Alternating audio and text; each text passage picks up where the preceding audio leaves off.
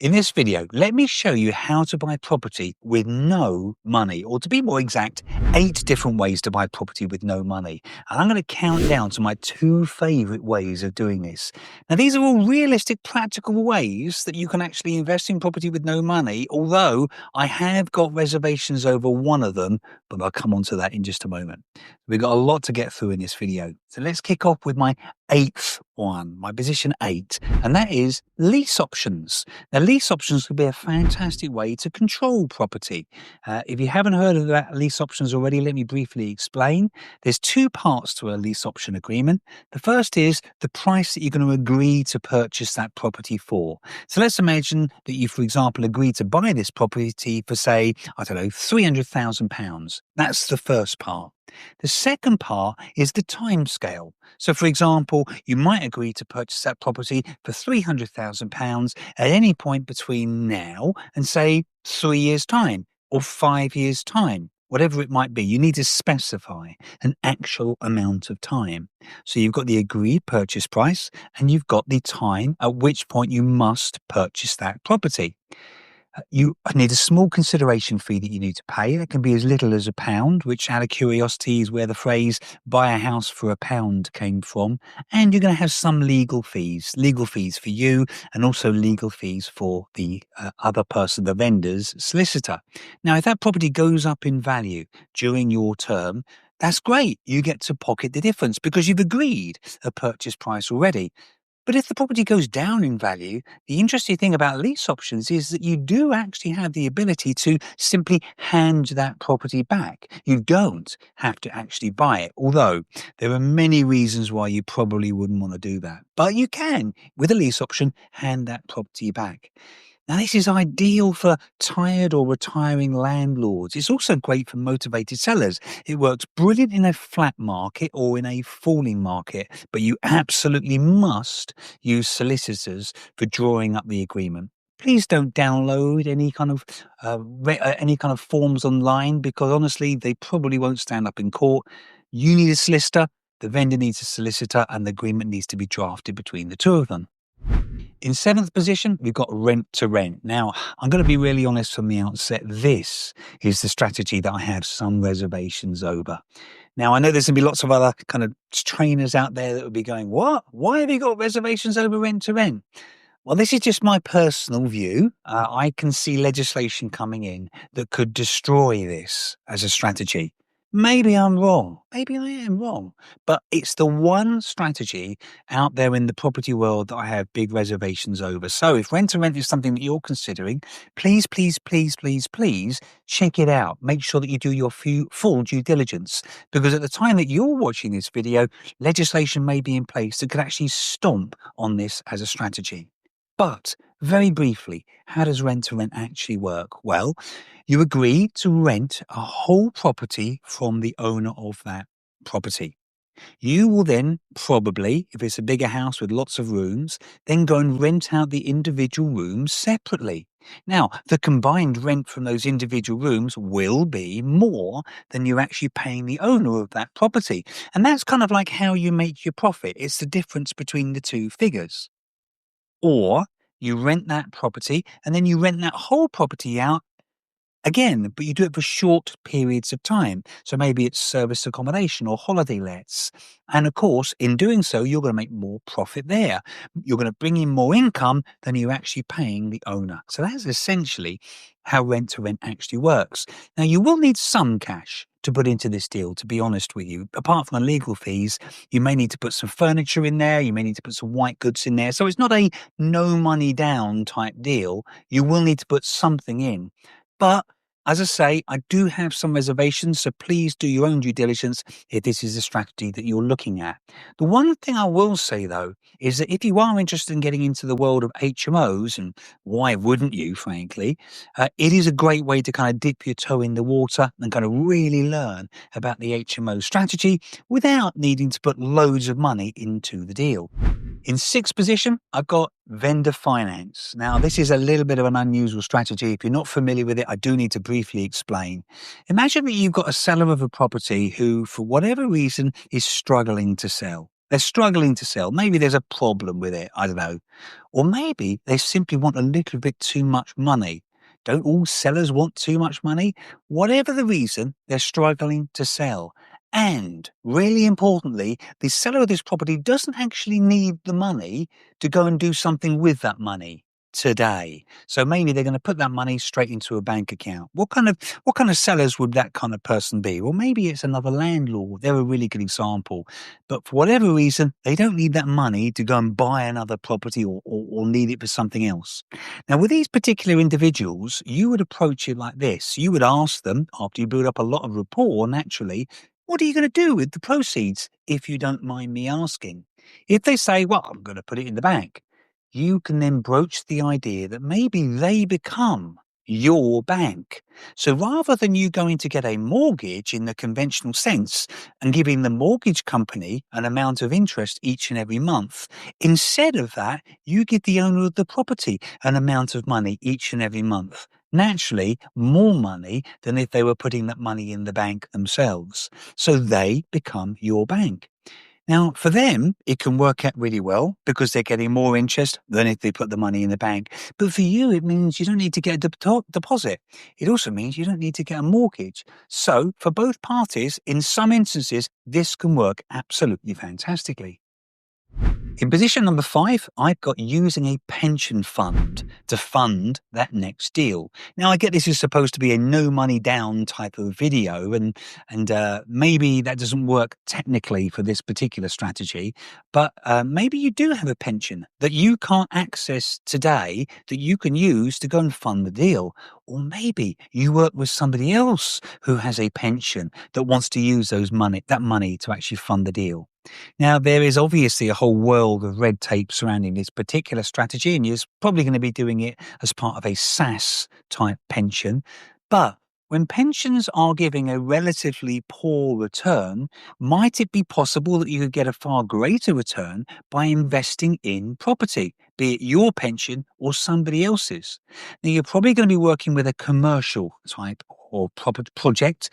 And of course, you're also going to need to get really good advice from a pension specialist that specializes in this type of project. But honestly, using a SAS to fund that next deal could be an amazing way for you to fund a commercial type project. In 4th position, I've got personal loans. So to be absolutely clear, this is not a loan that you're going to get from a bank. This is loans that you're going to get from individuals, and they're going to loan you money for a fixed return over a fixed amount of time. So they're not going to get any kind of share of any cash flow. They're not going to get any share of any equity. It's just a loan. That's all it is. Now, a lot of these people will be really interested in this because maybe they want to get involved in property and they would love the opportunity to be able to look over your shoulder as you're doing a project. Now, you need to be absolutely clear and transparent, and everything needs to be legally tied down, and certainly need to get legal advice, and certainly there are FCA rules that you must apply with rather. But using this type of way of raising money is probably going to be one of your first opportunities to kind of raise cash quite quickly that you can then use in that next deal. So none of the money is coming from you. In at number 3, I've got retained business profits. Now, I do recognize that this probably isn't going to apply to everybody, but if you have a business that actually has some retained profits in there, why don't you use that money? Make it work much harder for you for shorter periods of time and then use it to invest in a property in some way. Honestly, this can be a really tax efficient way to build your wealth and get your money working harder for you. And of course, it might not be your business. Maybe it's somebody else with a business with an amount of money just sitting in there earning a relatively small amount who wants to look over your shoulder again and kind of get involved in property. Or maybe you work with their funds. Needless to say, you need to get advice from your accountant before moving any money into property. By the way, if you're finding this video helpful, it would just be awesome if you could click on that like button because it really helps our channel if that's okay. So, moving on to my 2 favorite ways to invest in property without using any money or using very limited amounts of money. At number two, I've got one that I honestly think is a fantastic way for newer property investors to get started, and that's actually deal sourcing, or to put it another way, deal packaging. Now, why do I think this is such a great way to start if you're a newer investor? Well, one of the main things is it gives you a way to kind of get smaller amounts of money relatively quickly to replace your day job income. So you can maybe start to look to step away from that job or maybe reduce your hours on it, freeing up that time to go and get more involved in property, to work more on building your passive income through property. But it's also a really great way to learn the skills associated with finding great deals, deals that ultimately you'll be putting your own money into. So you basically here are finding opportunities that really do stack up, and they absolutely do need to stack up. That's the first bit. The second bit is you then find investors who are willing to pay you a finder's fee or a sourcing fee for those deals. Now, there's basically next to no money that you yourself need to put in, maybe a small amount for legal fees, maybe a small amount for advertising, like, for example, Facebook ads or whatever you're doing to actually generate the leads in the first way. But as I say, it's a great way to quickly replace your job-based income. You do need a list of potential investors who are willing to buy these deals from you. And so that leads me on to another really interesting point. Where do you find those investors? Well, one of the best ways to find them is actually to go to networking events. I used to run property networking events. I did it for about a decade. And honestly, there are people in that room who are frankly gagging to find deals. That's the one and only reason they're in the property investing room. So if you go along and you say, well, actually, I've got this opportunity here. Is anybody interested in buying it? The likelihood is they'll be forming an orderly queue to actually talk to you. So that's a great strategy to get started with. But my number one way to actually invest in property with no money at all and absolutely works is a brilliant strategy, especially maybe after you've done perhaps one or two properties already, I think is joint ventures. Joint ventures are a fantastic way to fund project after project after project. Basically, you are going to find the deal and you're also going to manage the project. The investor is simply going to put the cash in and you work as a team. Now, you need to construct this through an accountant and a solicitor properly so everyone knows exactly the way that the deal is actually structured. But honestly, there are so many people out there with money sitting in the bank who would love to work with somebody else. You will be amazed at how many people are out there that are like that. And the way it works is that you basically split the cash flow that you're earning each and every month, and you split any uplift in value over time.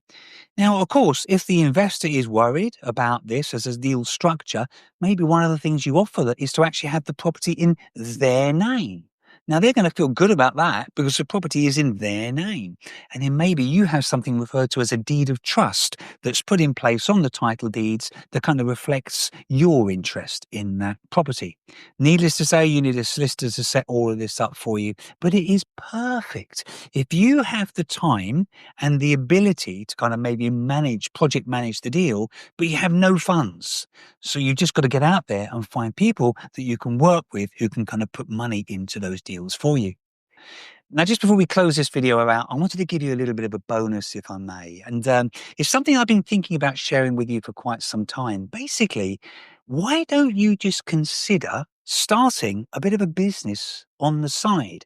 So if you're working full time, there are so many little businesses that you could start on the side that would enable you to start to generate a little bit of income that over time would build up that you can then use to invest in property. Maybe it enables you to reduce the amount of time you're working in your day job, giving you more time that you can actually spend looking for property-based opportunities. Honestly, I think personally, more people should be starting a little bit of a business on the side and using those profits to actually fund their property deals.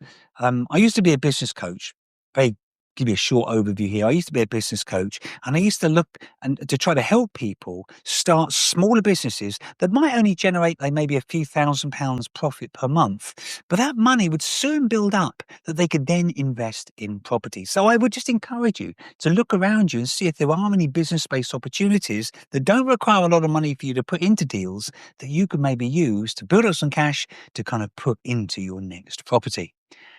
I really hope you enjoyed this video. I know it was a bit of a long one. If you did, it'd be great if you could subscribe. That way you won't miss out on any of the future videos that are going to be coming from us. And by the way, be sure to download our 50-point checklist if you haven't already done so, because this is going to make absolutely sure you don't miss anything when you do your next property. Thanks so much for watching, and I look forward to seeing you in the next one.